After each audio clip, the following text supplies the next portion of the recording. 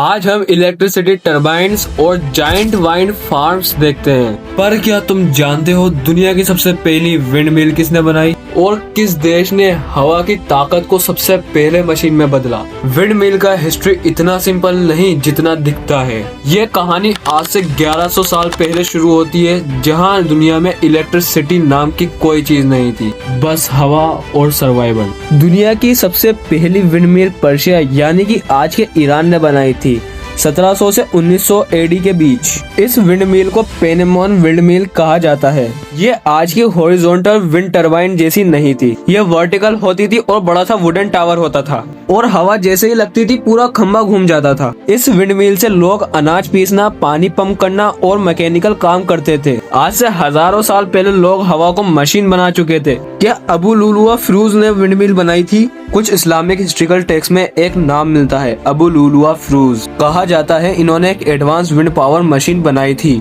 लेकिन इस बात का कोई सॉलिड प्रूफ नहीं मिलता। इसलिए हिस्टोरियन ऑफिशियली एग्री करते हैं विंड मिल का असली इन्वेंटर एक अननोन पर्शियन इंजीनियर था, जिसका डिजाइन पूरी दुनिया में फैल गया। 12th सेंचुरी के बाद क्रूसेड और ट्रेड रूट के थ्रू विंड मिल का आइडिया यूरोप तक पहुंच गया। यूरोप ने इसे मॉडिफाई किया और फिर आई डच विंड मिल, दुनिया की सबसे फेमस विंड मिल। इन लोगों ने विंड मिल का यूज पानी निकालने, लैंड ड्राई करने और इंडस्ट्रियल काम के लिए यूज किया। विंड मिल अब एक ग्लोबल टेक्नोलॉजी बन चुकी थी। इंडिया में विंड मिल का लार्ज स्केल यूज बहुत लेट आया, 12th सेंचुरी के अराउंड। पहली मॉडर्न विंड टरबाइन तमिलनाडु में लगाई गई थी। आज इंडिया दुनिया का एक बड़ा विंड एनर्जी प्रोड्यूसर है। आज की विंड टरबाइन 200 से 260 मीटर टॉल होती है।